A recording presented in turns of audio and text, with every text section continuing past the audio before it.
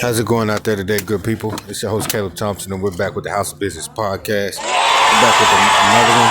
First off, man, we'd just like to thank you guys for watching these videos and, just for tuning in. So we just ask that you guys continue to tune in. You continue to share these videos to whoever, needs these videos. Once again, I'd like everybody to know some of these videos don't go in depth to business management, business structures, unless we feel the need to give you a definition in depth of what we're discussing. Other than that, we kind of give you surface level information or step-by-step information to the up-and-coming entrepreneur, or maybe the 9-to-5 worker that wants to go into entrepreneurship. Just ways they can establish a growth mindset, how they can kind of see their own potential, and how they can just take the steps into their pursuit of their passions and their desires and their dreams, and helping them to understand that it's going to take some self-discipline, it's going to take some resilience, it's going to take it's going to take structure, your own personal structure of your life. That's what it's going to take.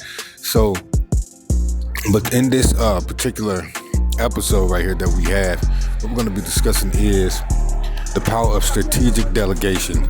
The power of strategic delegation. So, the power of strategic delegation, man, why we came up with this one is because I actually I was actually working with a company, a lady that runs a yoga studio. And what happened was she just had so much that she needed to get done. And but she had more than one business, but it was just so much that needed to be taken care of in just a short amount of time. So I was just helping her to understand. This is just one client that I have with our company, our coaching business. But when I was talking to her, one thing that I noticed is that she's so overwhelmed, and her time is so is taken up just simply by her not knowing how to delegate tasks to individuals. It's just that simple. As you can see in our artwork, or our artwork in our at the title of this video, we have a picture of a guy or someone handing keys to another person. So if you clicked on this video, you would see the cover art. The cover art to the video, and people say, well, that's more like real estate. But why we picked that photo, that specific photo, as the cover art for this particular episode is simply because when you delegate tasks, you are basically giving someone keys to certain areas of your business and saying, I'm trusting you in this area. Here's access. The keys are access. I'm trusting your skill set. So I am handing over my authority, my keys to this room, my keys to this area of the business. And those keys are like, keys of trust. You know what I mean? Those keys that you hand them for people to gain access to certain areas of the business, due to the skill set, which needs to be done. You have to trust someone. Those are keys of trust. Here, I am trusting you with this. I have to learn how to trust. So here are the keys of trust that will give you access to this particular area of business. So once you go in, once you gain access to that particular area of business, take care of it like it's yours. And sometimes, 9 times out of 10, people are skilled, way more skilled or professionals into the areas that you delegate to them. That's strategically giving them access, to the person. You're not going to give you're not going to give see a firefighter in a police uniform, or you're not going to see, you're not just going to see something that doesn't match. So the person that needs to execute the task their skill set needs to match that task that's given to them as well. So that's something you have to keep in mind. Okay, so the definition of delegation, now once again, we're talking about the power of strategic delegation. so that we'll give you 4 core benefits of delegating tasks. But the definition of delegation is a strategic process of assigning tasks and responsibilities to others to free up your time and focus on high-level business growth and decision making. So that's the main point. If you want your business to grow, you have to delegate. You have to take some pressure off of yourself. You have to release some of that workload so you can do things that will help the business to scale and help the business to grow and make decisions for a broader, just long-term decisions for the business. Okay, so number 2 is we're going to give you 4 core benefits of delegation or delegating tasks to others or to your employees or whoever you're working with. And number 1 is efficiency. Efficiency because it reduces the workload and allows tasks to be completed simultaneously. I've worked myself. I've worked every area of a business simultaneously by myself. Multiple businesses. When I say multiple business, I mean I'm making the website, I'm writing the target market strategy, I'm writing the marketing strategy, I'm writing the pricing strategy, I'm, like I said, building the website. I've done it. I'm doing the business management, I'm doing the hiring, the onboarding, everything that has to do with that particular business. I'm the guy. I am active in that particular business, that area of that title. So it was just me by myself. So I know about how beneficial the delegating can be because I've had to workload. I had to workload multiple businesses, wearing every hat. So as an entrepreneur, one thing that we have to learn as an entrepreneur is that even though you may be able to do everything, you cannot do everything. And there is some, I never expect, the only thing that I never expect the entrepreneur to, people say, what are you good? Let me put it like this. Somebody said, if you are I've told someone like, man, I'm kind of a jack of all trades. I can do a lot. And someone says that if you are something, like you're a master of none, or if you a person of everything, if you know how to do everything, you're a master of nothing. That's not totally true.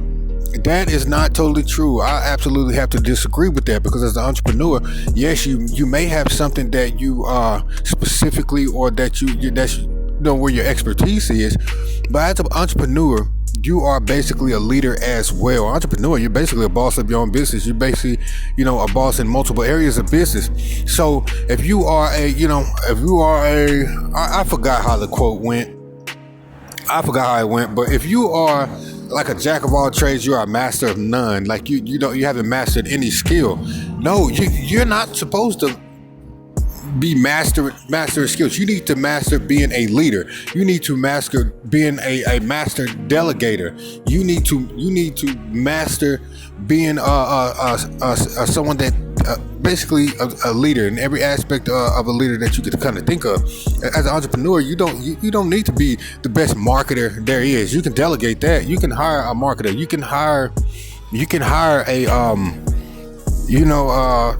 CFO. You don't have to be the best in accounting or dealing with the finances. You don't have to. So whatever area that you're good at, sooner or later as an entrepreneur, you're gonna have to delegate that task just to free you up so that you can have time to think and to make decisions that's gonna help the business to have long-term success. So that's just going to happen. You need to master being a leader, being a person of high quality, a high caliber character, being a person of character, being a person of integrity, being a leader, being a person of morals. So someone that your team will admire to follow. That's your job, to work on yourself and work on your value as a leader. When you're an entrepreneur, you don't have to master every skill. That's why you have to delegate. There's also a book called Great CEOs Are Lazy, and it talks about the art of delegation and mastering delegation. It was also a guy that I once spoke with, and he's a millionaire now, but he actually met this guy that was man, the guy was probably like 27 years old. He was like filthy rich. and he was just like he was like nothing special about this dude. And he was like, well, how are you so rich or how are you so successful? He said, man, I just hire well. I know how to hire people well. That was his skill. That was his master skill. Not the master accountant. He wasn't the master accountant. He wasn't the master marketer. He wasn't the master. He just his skill was hiring people well, and that's what made him rich. You don't have to. You do have to have a dream, and you do have to. Even if you're a master negotiator, that's even better if you can hone all those skills, basically leadership skills and sales skills, and those are the number 2 skills that you need in the marketplace. Basically, leadership, a vision, but also being able to sales. That that goes hand in hand with negotiation, ways to negotiation, or strategies to negotiate certain deals. So, but this guy was just his expertise was in hiring the right people. So tasks that he didn't want to do, he could hire the right people. That was his expertise. You need some expertise, but as a leader, he could hire the right people. He could hire the right people. If he couldn't get something done, he'll hire someone to do it. So that's a skill. Number 1 is efficiency, as we went over. Is the 4 core benefits of strategic delegation. Reduces your workload, allows tasks to be completed simultaneously at the same time. Like I said, I've done that before.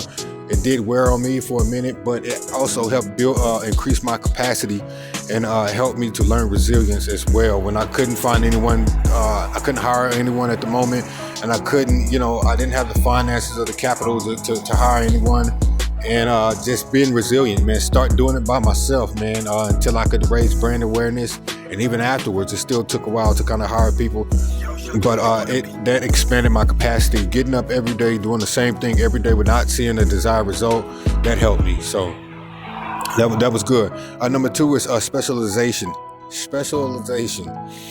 Leveraging the skills and expertise of others for better results. Okay, that's exactly. Yeah, I wrote these points down earlier, so these are my specific points that I wrote from my experience. This isn't come out of a book. This isn't come out of just up out of the air. But these are my core 4, the specialization, leveraging the skills and expertise of others for better results.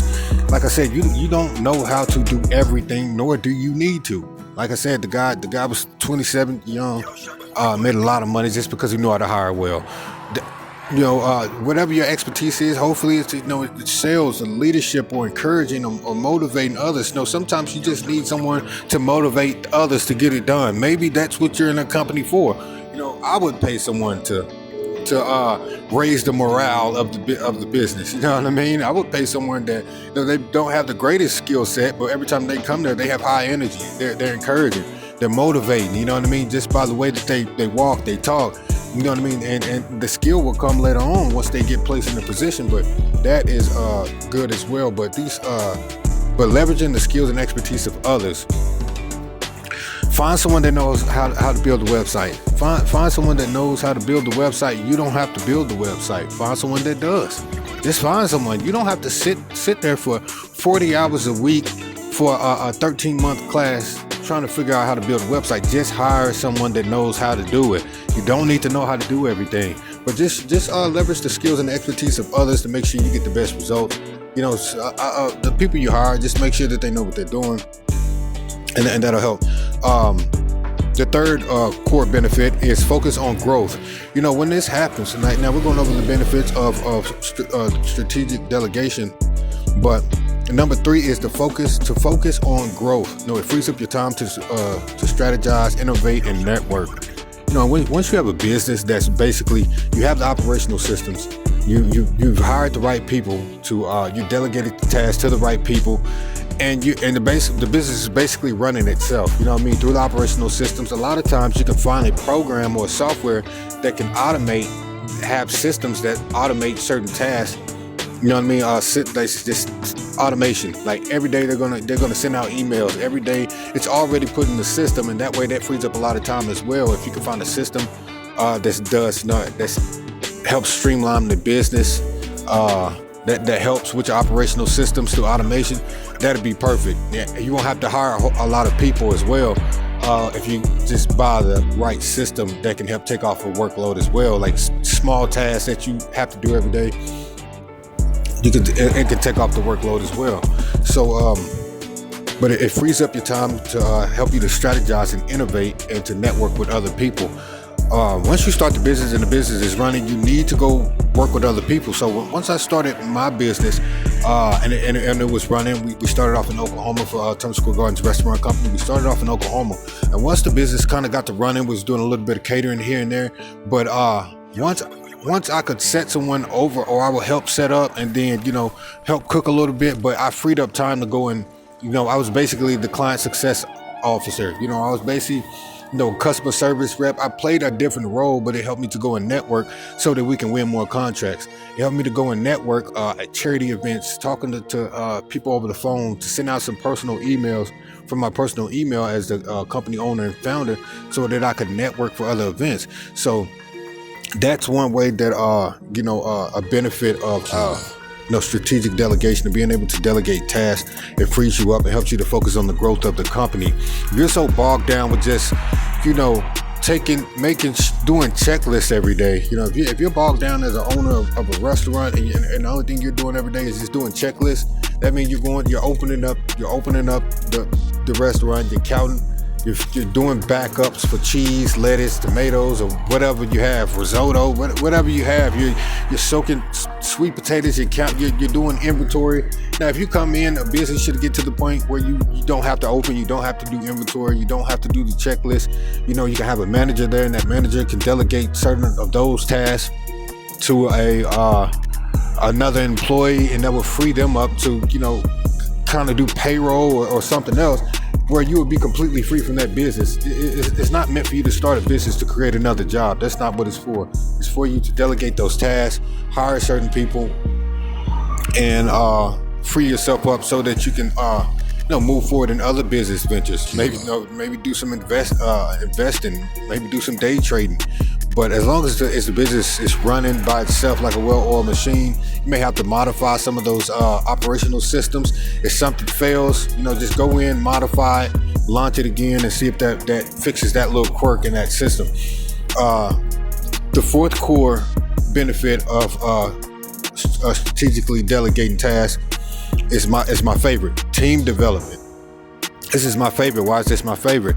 It's because this actually empowers your team members. It gives them the opportunity to do something that they don't normally do.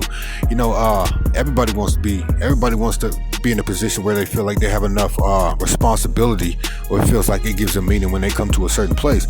So once you start to delegate these tasks at work or at your business, it gives them a sense of responsibility of that I'm needed here.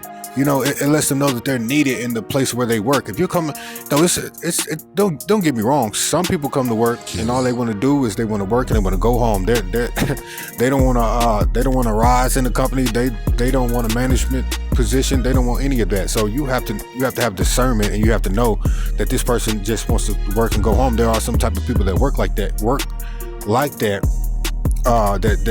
for you. That's all they want to do. They just want to work and go home. You don't push those people or try to bring out their full potential. You let them work and you let them go home. But other individuals,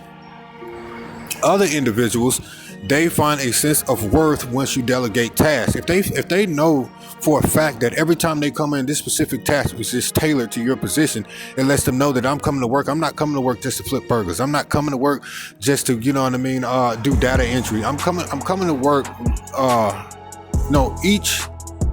I'm coming to work for a purpose.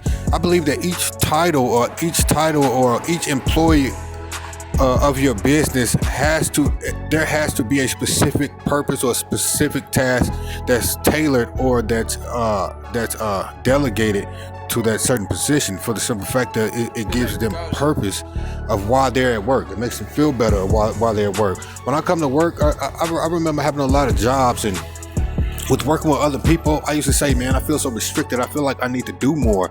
At least if I can't move up in the company, or if there's there's gatekeepers try to keep me from getting into management, at least give me a purpose of being here. I have already passed that level. My capacity have expanded so much that my last task that I was given, or the responsibilities that I was given, I can do that with ease.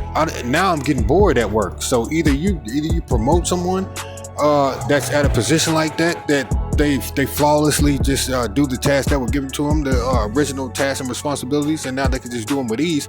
You want to give that person something else to do. Either you move them up in the company and raise their pay, or you give them something to do that's specifically tailored to their position. If you don't, they'll get bored, they'll leave, they'll go somewhere else, and you just missed out on a good employee. Somebody just kind of wanted more tasks, more responsibilities, also with more pay. You make sure you do right by your team, but that easy,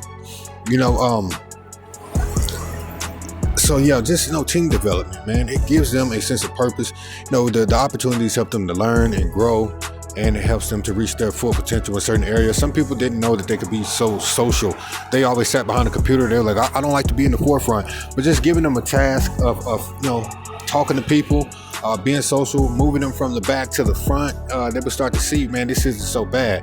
They would start to gain that confidence. But talking to people, if you just give people opportunity, give them a chance, and just give them tasks that they can do, give them opportunities to grow in certain areas. Okay, and then we're going to go over why delegation is vital for scaling. Now, this is my favorite, because you can delegate all you want to. You can delegate tasks all you want to. I had a core 4 of, I think I had like an IT technician, a customer service representative, a human resource specialist. It was me, and then I had a marketing director. So I had all these positions, and we still weren't scaling. I was just paying. We had a strategic plan of what we wanted to accomplish and how we were going to accomplish that. And we had a timeline of how we was going to get to our end goal. So we had a roadmap to get there, but for some reason we couldn't get there. So we couldn't get there. So what you have to do is, but delegation is vital for scaling. Either those people weren't. Either I took it as upon myself. Maybe I wasn't being crystal clear, or giving. I wasn't giving them clear directions, or not even clear directions. I wasn't leading them correctly to the point where we can get these things accomplished. Or maybe I wasn't reiterating my vision, or being able to help them to understand my vision more clearly, or I couldn't verbalize what was in my head, and it was causing us some delay. It was causing us. So I put it on myself, but at the same time, we weren't scaling. So, but delegation is vital for scaling. You need to delegate tasks to scale, because those people or individuals that you delegate those tasks to, as long as that is their expertise, their area of expertise, long as that is their area of what they do. No one can do it better than them. You can't do it better. You shouldn't try to, but that's what they do. That's what they're known for, and that's what they went to school for. You need to delegate those tasks to those people, and that's important to scale in any business. And they also have other insights that you don't normally have as a CEO or an entrepreneur or as a founder, because they work that position. You know what I mean? They execute in that position, so they know the ins and outs of that, and you can learn something. But as your business grows, managing every detail becomes unsustainable. But if you delegate it, it ensures operational efficiency while scaling. So if you delegate these tasks, it ensures operational efficiency when you're scaling the business. Another one, why delegation is vital for scaling, is it enables you to implement a broader vision without being bogged down by daily tasks, which is a big one. It's a real big one. You need to be able to be clear. Your mind needs to be clear. You don't need to worry about, social media management. That's something you shouldn't worry about. You shouldn't worry about marketing. You shouldn't worry about certain things that really doesn't matter, that's going to bog you down. The last one is allows for a higher quality of work, as tasks are completed by specialists rather than by you as a single generalist. So, you as a single person trying to do everything, something's going to come up missing, something's not going to be done correctly. There's many times that I've done marketing or done content, and I've missed just because I was sitting there doing it all day. I misspelled this, or I got this word off, or the backdrop wasn't completely stretched across the background, the border was off just slightly. It's because you're doing multiple things at once. you're spreading yourself kind of thin.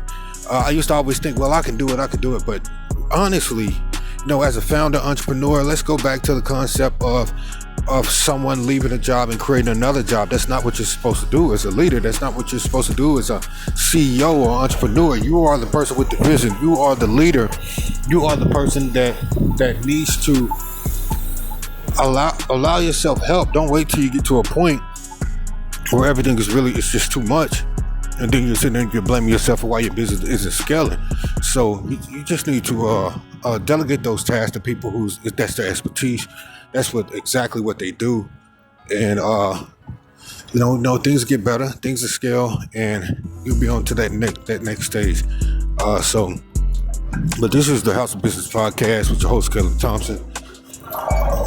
I usually say this, but I don't know why I didn't say it last time.